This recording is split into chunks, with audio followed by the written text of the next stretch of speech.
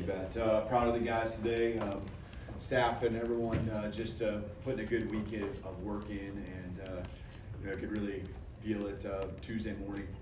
I thought it was a great practice, and I told the guys downstairs, that was something that felt and got us off to a pretty good start. Wednesday was the same thing, and it led to a day where we're out there and playing hard and doing our thing. And just proud of the resiliency at times that we have, whether it's week to week, even within a game, but our focus, I think, was on the right things all week long, focusing on this game, focusing on what we can control, and that's what I shared with them downstairs. I do want to say one thing: we're undefeated at home, and that's a big part to do with our fan base. Out there right at the very end, and just the energy in the stadium. Today, just all day from the time we pull up and do the walk to the very end, and that's been every single week. There is definitely a home field advantage that we feel when we're here, and want to give a lot of thanks to the fans for being here today, for being here with us all season long. So it was a fun night for our guys winning the Iron Bowl. It's a big deal, as everyone knows. And for us, again, did the things we needed to do to put ourselves in a chance to win. All right, Coach, start the back half of Big. Kalen, as far as your, I know you just came off the field, but what would be your pitch as to why your team should be in the college football playoff? Well, I think, everyone's aware of our schedule, and I don't know the exact stats, but I know we beat 4 top 25 teams throughout the year. And I don't know how many, if anyone's done that. And so, when you talk about the schedule and what it is week to week, it's just a grind. And having to come back every week, that's really the only conference that has to do that is ours. And that's what I would say. We won 5 of our last 6, and so playing physical football. I think we've continued to excel in that area, what the game's all about. So, I think those are 2, pretty big deals. We beat some high quality teams that are still, out there, I believe, playing some good ball themselves, and, then just winning 5 of the last 6 at the back half of the season. Go to the back right, Colin. Hey, Kalen. We kind of saw like Jalen, going around the perimeter, kind of having his moment there. And I'm just curious from your perspective, looking at the impact that Jalen Nordo has had on your first year. You see him kind of taking that moment. What has he been like to you, and both on the field, off the field? What has he meant for you? Yeah, it was just we talk about resiliency for our team. I think that's that's a good word to use for him. It's hard being the quarterback of any football team. I think it's hard being a quarterback of a team that, in a program that expects to win every game. And, the ball's in his hands a lot, right? We throw with him, and I think he was, probably 70% or so, 18 for 24, and then obviously running the football.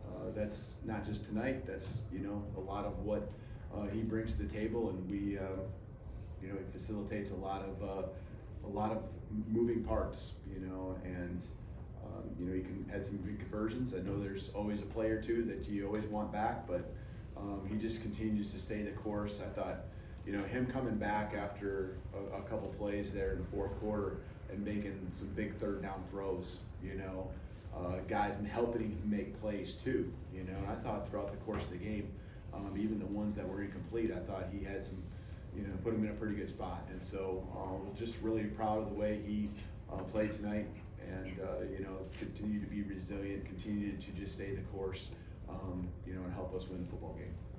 Front left, Tony.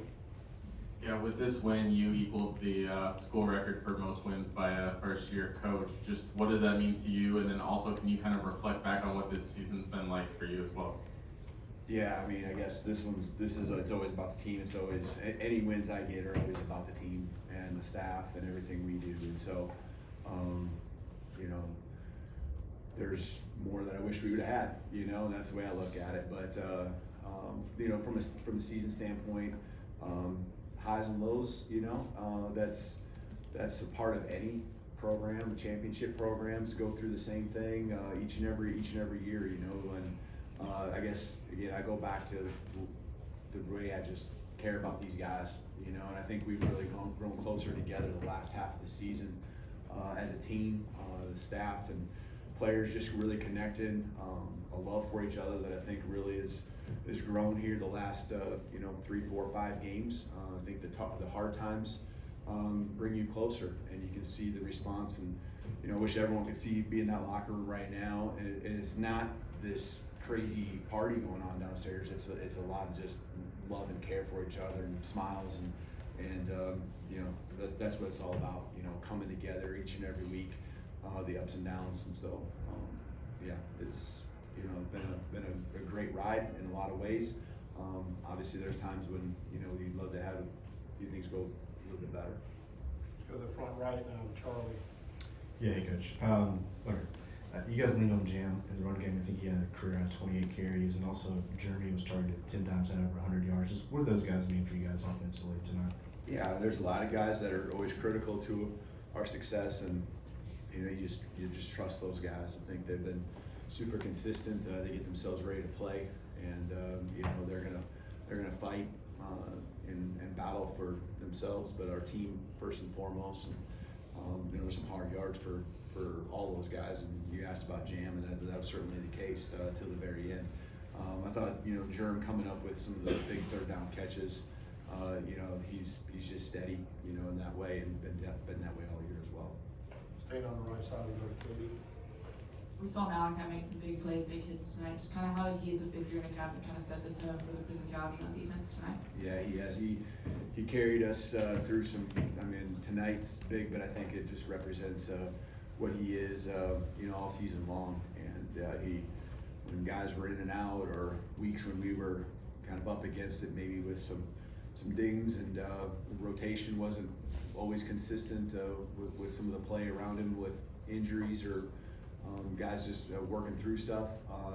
He just continued to stay the course, and tonight, love seeing him flying around. His energy in a positive way, being something that everyone feeds off of, and so he loves this place, more than I think anyone could ever imagine, and we see it every day in practice, and it's great when it carries over to the game, and you can see it as well. Got time for a few more questions. We'll start with Chase on the left. What did you make of the skirmish on the Auburn sideline, and how that ended up being a personal foul on Alabama?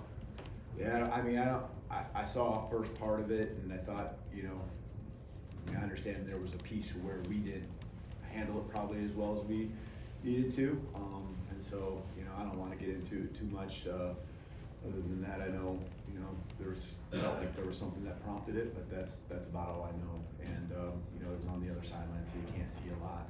But certainly one of those things that got him a little bit of momentum with those yards that he got after that. But it's an emotional game. You put it all year, and it builds up to this, and the game itself, and back and forth, and a lot of momentum swings, and it's not okay, but I understand where the emotions were on both sides. So a lot of people over there, so it's hard for me to really tell what's going on. Go Steven, keeping on the left side. Coach, ever since he got into the line in the secondary, we've just seen a growth from Bray Hubbard. What does he bring to the secondary that makes everybody just gel well around him?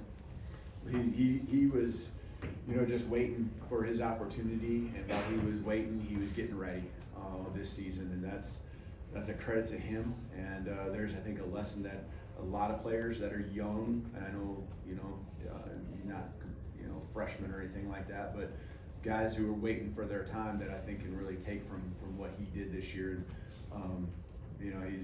He's a guy that, again, plays with passion, but he's a really heady player, and then continue to develop the physical tools each and every week, and the confidence, and we have belief in him because we know he cares so much. He's really smart.